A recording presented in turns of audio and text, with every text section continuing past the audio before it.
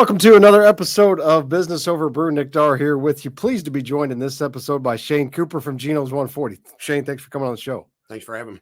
Let's start here. Just tell us a little bit about your personal background. Where'd you grow up? Things like that. I grew up in Bethalto. Been working at the restaurant my whole life. My folks bought it when I was a kid in 1983. Been there ever since. Just really enjoyed being in the business. Been doing it for a long time. What was your so 1983? Your folks bought it. I know it's been around since 1942, but what was your first job there? I started working there in about 84 when I was like 12 years old. And pretty much anything and everything that they, dishes and whatever. Yep. Started out doing dishes, then started working as a prep cook after that, and then in the kitchen. Just kind of worked my way up the ladder over the years. Talk about the history going back to 1942 of Geno's 140. The Florinis owned it in 1942. They started it. I think they had a grocery store there originally before that. Then they started serving food, and they shut down the grocery store over time. And after time, it just kind of expanded over the years. And my folks bought it in 83. There were two brothers that had it from 1980 to 1983, and they took over after that. I think one common thread that maybe doesn't get, you don't think about it much, but you mentioned Geno's, they had a grocery store. So many businesses that we've had on that have been longtime businesses have been, they started off with something totally different, but they pivoted or changed direction. I mean, Fast Eddie's is a good example. I mean, it's always been kind of a bar, but it definitely has morphed into something totally different. So I think maybe that's one common thread between successful business owners is just, seeing trends and not being afraid to maybe make those changes when needed. Yeah, I think when they made that shift, it was, during tough times. And so they kind of turned it into a bar and served a little bit of food over the years, and just became more and more of a restaurant over the years. So were your parents, what were they doing when they bought it? Were they entrepreneurs of some sort, or were they just working jobs? My dad worked as a machinist at Owens, Illinois. Yeah. My mom was a school bus driver. Yeah. Attended bar, did different jobs. My dad did 3 or 4 different things, and that's how he was able to buy the restaurant. So do you remember when they came home and said, "Hey, kids, we bought a restaurant"? I don't really remember it. I know we've been there for about a year. I remember being like 11 or 12 years old and coming in and waking me up and telling me that they had a fire, and going up there after that, and rode my bicycle uptown about 3 or 4 miles. And they were all across the street at the Dairy Palace eating breakfast, and I remember that. I don't remember them telling me when they bought it, but I remember that. So you've been there a long time. Talk about just some of the changes that you've made. That you've really done a lot to the place. Yeah, every year we try to kind of do some kind of improvement. We shut down for a week, try to do some upkeep and different things about once a year. This year we shut down for a few days. We did some painting, added a bunch of TVs, things like that. Every year, just kind of try and maintain it and keep it up. Constantly change the menu, take away things that aren't going over, add things and see what works.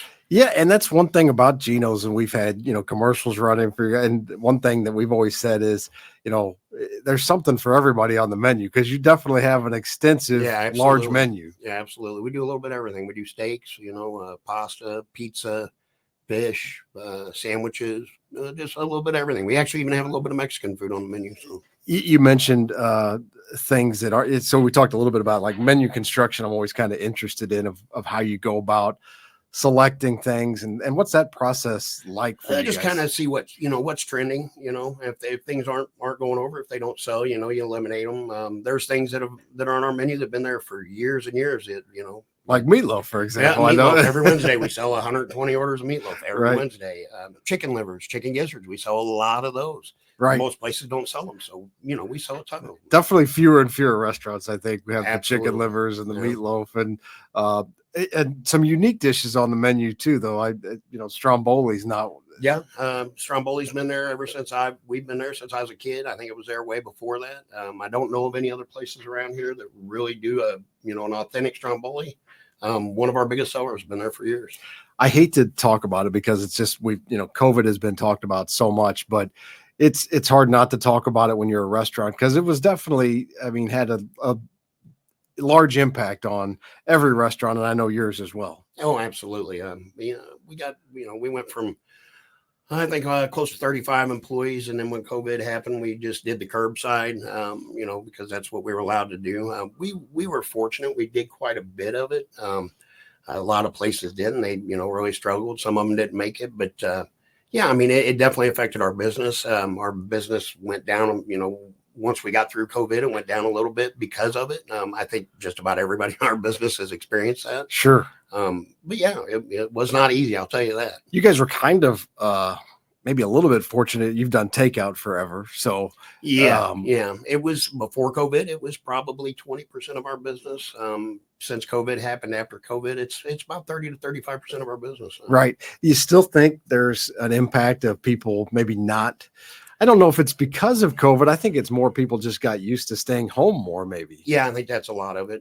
We definitely do more carry out. Like I said, delivery is up. We use a company called Chow now. You can get on their website and do it through them, or you can get on genos140club.com and get it through us. But yeah, it's definitely more so doing more delivery. And the delivery thing for you guys is it's the Chow Now that you mentioned. It's kind of unique in terms of just the pricing. It's pretty, cost effective for the customer. Like with DoorDash or Grubhub or Uber Eats, they'll charge the customer percentage like 15%, and then they charge the vendor, us, like 15%. Right. With Chow Now, it's a flat fee. They charge us $8 per delivery up to 7.5 miles. Right. We pay $3 of it. The customer pays $5 flat fee on every delivery. Which kind of makes more sense, really, because it doesn't cost any more to deliver a $40 meal than it costs to deliver a $20 meal. Right. It's the same, gas or whatever. Absolutely. So, and that's why we went with them. It's better for the customers. Obviously, it's better for us, but it's better for the customers as well.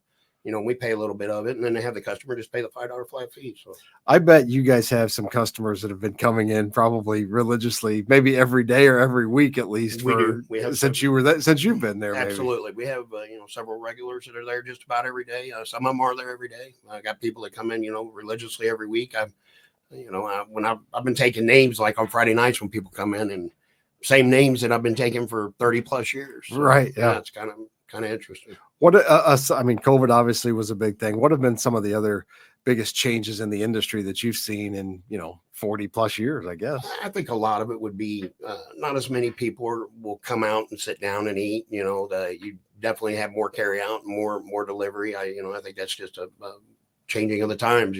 Right. From a geography standpoint, I think people would maybe be surprised and do you keep track of where people come from, and is it mostly local, or do you get? Yeah, we get people from all over. When I was a kid, we'd get them.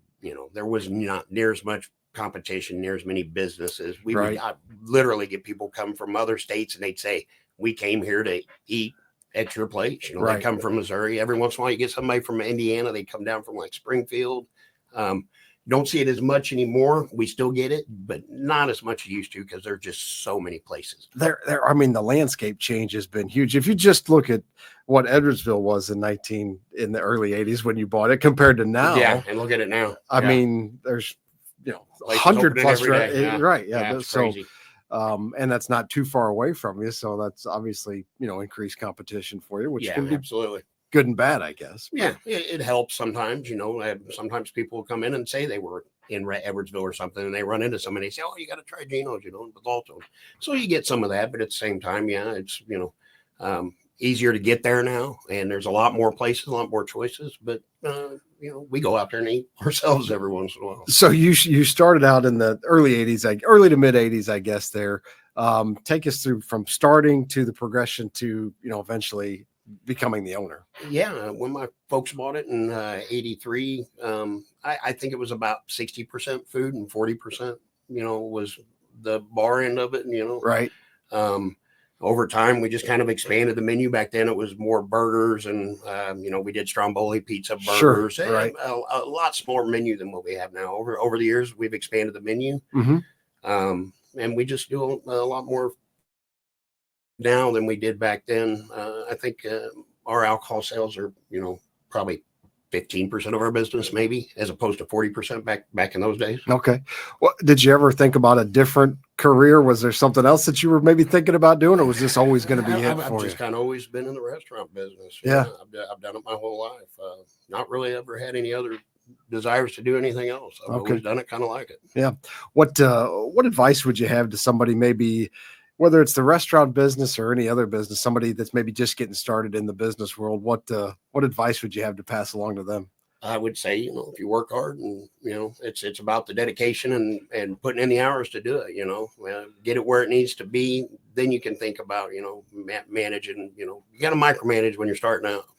That's probably the most underestimated aspect, I think, of becoming a business owner, because the dream is not exactly the reality of right. it. You look at business owners, you think, well, they do what they want all the time. They've got all this flexibility in their schedule. They make all this money, but it definitely, I don't know of any business owner that started that way. Yeah, no, definitely not. And even me, I've been doing it my whole life, and it's still not like that. You have to put in the hours, Well, I'll call out there, and you'll be in the kitchen or whatever. Sure, so absolutely. It's still that whatever has to be done is. Yep. It ultimately it falls on your shoulders. Yeah, absolutely. If you if somebody calls off or you got issues, you deal with it. You have to take care of it. Because you can't just let it not happen. I mean, the customer has to get served. Yes, absolutely. Yeah. And, and if you're willing to put in the time and dedicate yourself to doing it, then, you'll do well. I know recently you had a college graduate, and you've had Georgia Tech grad and a Stanford grad. So that's pretty awesome. Congrats on that. Thank you. My youngest just graduated from Georgia Tech in May. Currently looking for work, and my oldest, he went to Stanford, and he's been in the workforce for a couple of years. He's an epidemiologist and clinical researcher. Wow. Works for AmerisourceBergen, does very well. I guess they saw your day-to-day work and they thought, well, we're not going into the restaurant business. Well, yeah, I made sure they got a good education. So. Right. Were they ever involved working at the restaurant? No, I didn't bring them in. In? No, never brought them into the restaurant business. They both enjoyed their schoolwork and wanted to do what they wanted to do, and I didn't push them into the business. I never tried to push them into anything. I let them do what they wanted to do and just kind of was there for them. What's a regular day like for you in terms of just what you're doing on a regular basis? I think there's probably a lot more to it than people realize. Oh, absolutely. I get up in the morning, get ready, head into work, usually around 8:30, 9 o'clock. Depends on the day. Some days I've got inventory to do, which is really pretty early. You guys probably open the restaurant opens at 11. 11, right? Close the kitchen at 9 during the week and 10 on the weekends. Yeah, but come in, get my office stuff done, start working on inventory, make sure everything's set up, get the restaurant set up, ready to go. Work through lunch. Help everybody get through lunch, and then after lunch I'll go home or run errands for a couple hours, and then I'll go back usually of an evening around 5 o'clock, and then you're there until close. So then that's a pretty full day. So absolutely. In your time away from the restaurant, which I know you probably don't get as much as maybe you like, what do you like to do? I like to travel as much as you can. Doing what we do, we usually work for 2 or 3 months, then we'll take a short trip, maybe go down south, Mexico or Belize, someplace like that. I like to scuba dive. I really enjoy traveling. Yeah. How'd you get into the scuba diving thing? I was in Mexico about 25 years ago and did a snuba thing where they put the tank on the inner tube on the top of the water. Okay. And they run like a 25-foot line to you and put some weights on you, and you go down and swim around. And I really, really enjoyed that. And they said, well, you should get certified to scuba. So I did. So I've been doing it for about 20 years now, a little over 20 years. What's your favorite spot that you've been to? Diving, probably Cozumel, Mexico. There's some beautiful reefs there. Sea life is amazing. It's drift diving. So when you drop down, the current gets a hold of you. You don't have to do a whole lot of work. You just kind of cruise along the reef and check everything out. Yeah. Cool. Tell us about maybe the next 2 to 3 years at Geno's. What do you expect from the next in the future? Just planning on trying to keep expanding the menu, eliminating things that don't work, adding things that do, and always trying to do different things. Like we just put in 11 new TVs, put 5 TVs in one dining room, 3 in the other one, another I think 4 or something like that in the bar on top of what we already had. Just always kind of trying to change with the times and keep up with what's going on. So it's hard to, I don't know if you ever get to take a step back and think, man, 83 years this place has been around. Absolutely. Because a lot of places don't have that longevity, especially in our business, the restaurant business. Sure. It takes that dedication. It really does. Right. So you're probably starting to feel like maybe you got it figured out a little bit. I don't know if you ever have it figured out, but I've been doing it a long time.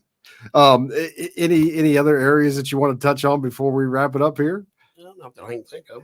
If people want to find out more information about you, you gave us the hours, but how can they find out more? You can go on our website at genos140club.com. Call the restaurant anytime. If you need to see our menus or anything, you see them online. Just call the restaurant anytime. We're there. I'll throw in a testimonial just as a subscriber too, to make sure you sign up for the email, because there's some specials that come out there, and I didn't even think about that. Some opportunities to mailing list. And you can, we're working on building that. We're working on building the mailing list so we can do specials, do things for people's birthdays.